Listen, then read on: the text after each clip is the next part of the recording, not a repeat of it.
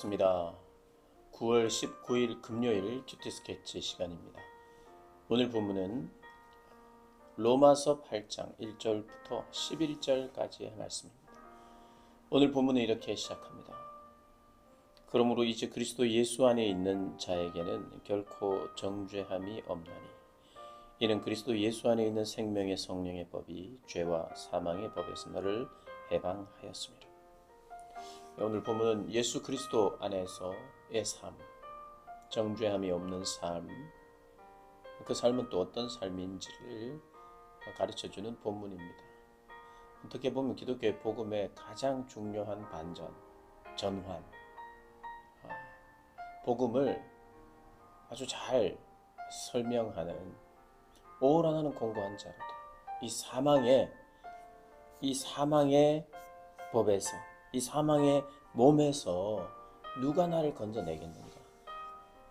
이 7장 24절이 사실 모든 사람들의 궁극적인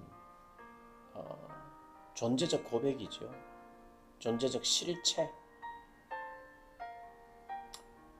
모든 사람들이 하게 되는 고백. 오호라, 나는 공고한 사람이로다. 이 사망의 몸에서 죄를 사랑하고 죄를 먹고 죄로 인하여 인생이 파괴되고 나의 삶이 파괴되고 다른 이들의 삶도 파괴되는 이 절망적인 상황.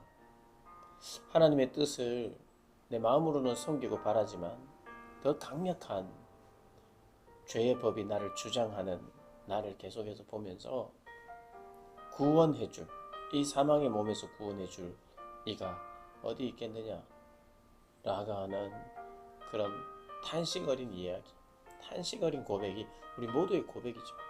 우리가 이 땅을 살아가면 살아갈수록 정말 이 고백을 할 수밖에 없습니다. 사람들은.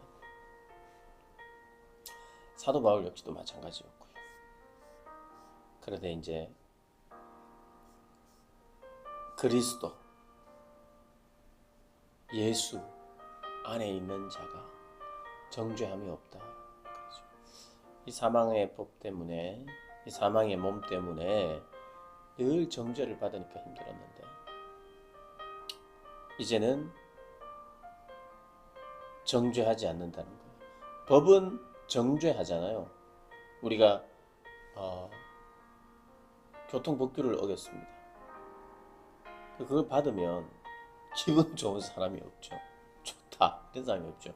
정죄를 받잖아요. 내가 어겼다니. 내가 알고 어긴 경우도 있고요. 모른 채 어긴 경우도 있습니다. 그럼 그 법은 나를 정죄해요. 네가 잘못했다. 잘못을 시인하면서도 기분이 꽤 나쁘죠. 잘못 걸렸네. 이렇게. 돈을 또 내야 되고. 이게 정죄해요. 정죄. 법은 정죄합니다. 그 법대로 잘 살았다고 이렇게 고지서가 날라오는 경우는 없어요. 그런데 잘못했을 때만 그 고지서가 날라옵니다. 그 나를 정죄해요. 그 고지서를 딱 받아보면 3만 원 내야 되고 5만 원 내야 되는 그런 정죄를 받죠. 그것과 뭐 종류가 똑같지는 않아요. 근데 이 정죄를 딱 오셔서 내가 내줄게. 그럼 정죄가 이제 사라지는 거죠. 손해가 또 사라지는 거죠. 그래서 안 좋았던 기분이 또 다시 회복되는 거죠. 복음을 꼭 그렇게 설명하는 것은 오히려 천박할 수 있으나 한 부분 법의 어떤 의미가 상실됩니다.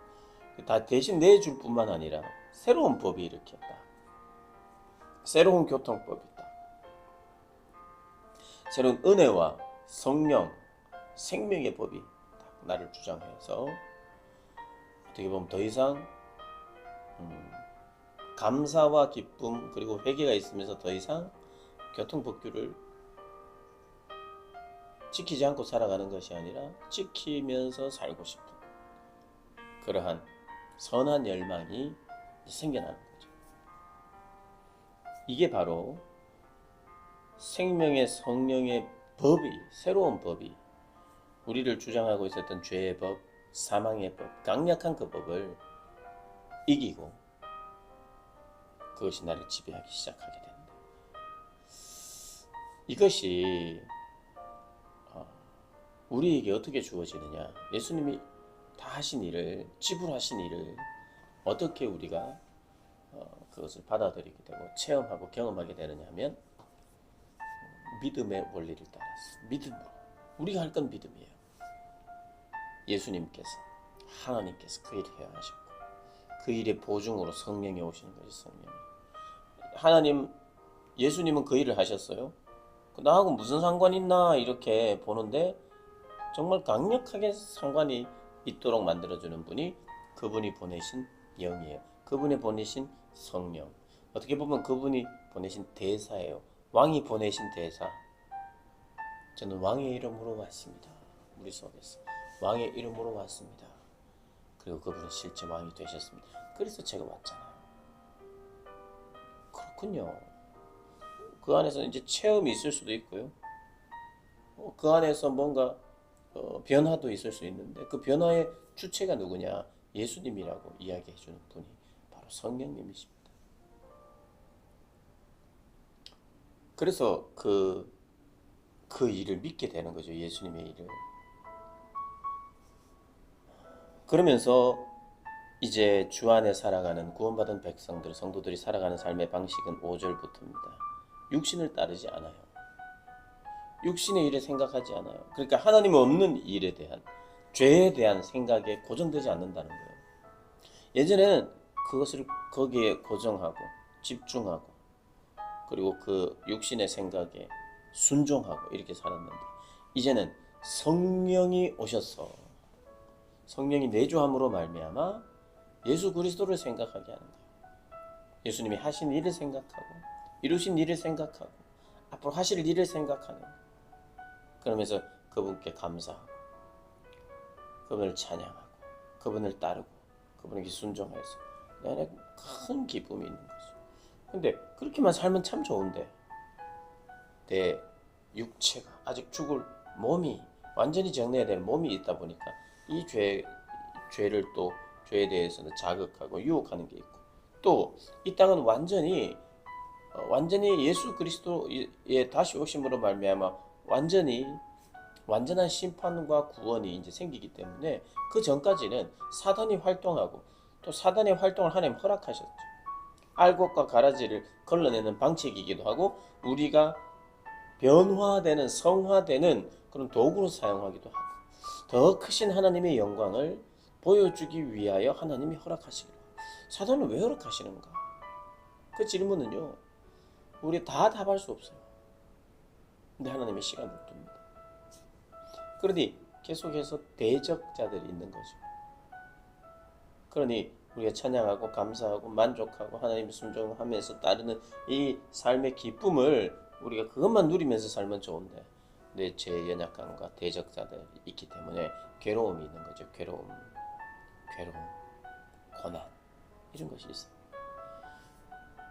그래서 죽음과 사망을 또 생각하지 않을 수 없어요.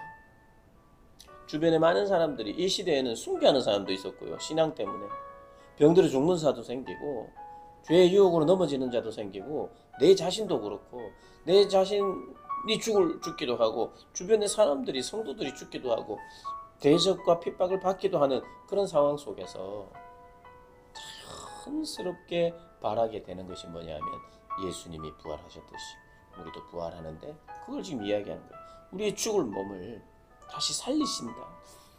너희 죽을 몸도 살리시는 이가 계시니 그분이 예수다. 예수님이 우리의 생명의 성령의 법을 더 크고 중요한 법을 우리에게 주심으로 말미암아 그 법 아래서 살아가는데 완전한 나를 향한 법이에요.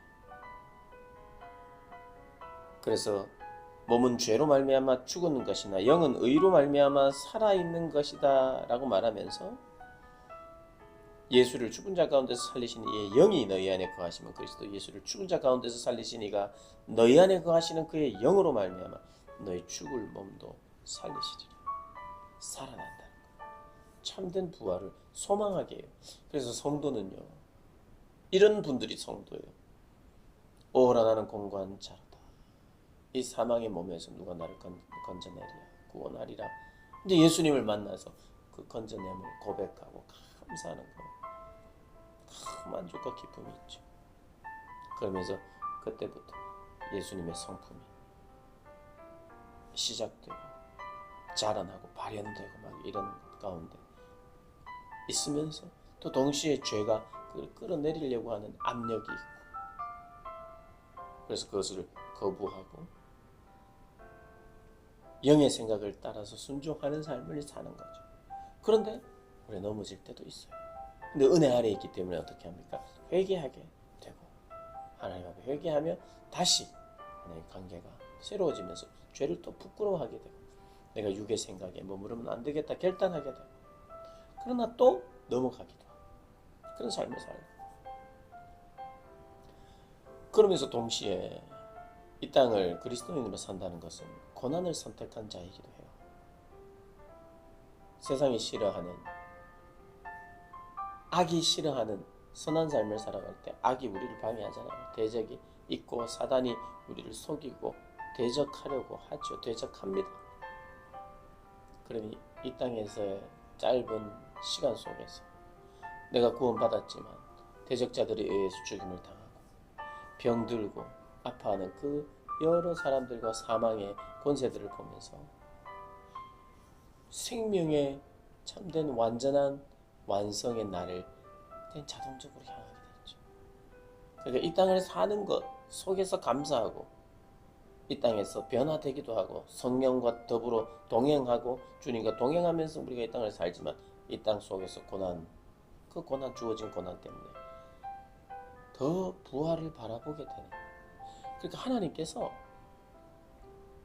어떻게 보면 우리로 하여금 영원한 생을 바라보도록 이렇게 세팅을 해 놓으셨어요. 이 땅에서의 삶을.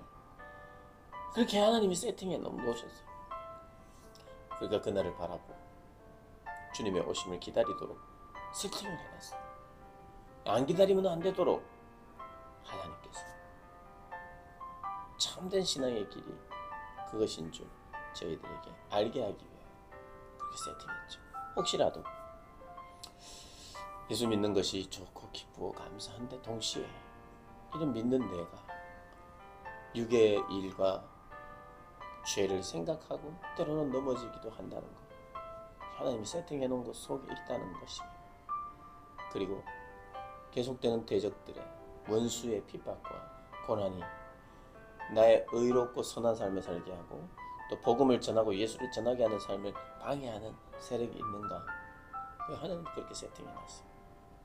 근데 우리는 그때 우리 부활을 바라보면서 우리로 하여금 부활을 바라보고 그 소망하지 않으면 안 되도록 세팅해 놓으셨어요. 우리의 삶이 그런 삶이라면 정상적인 삶입니다.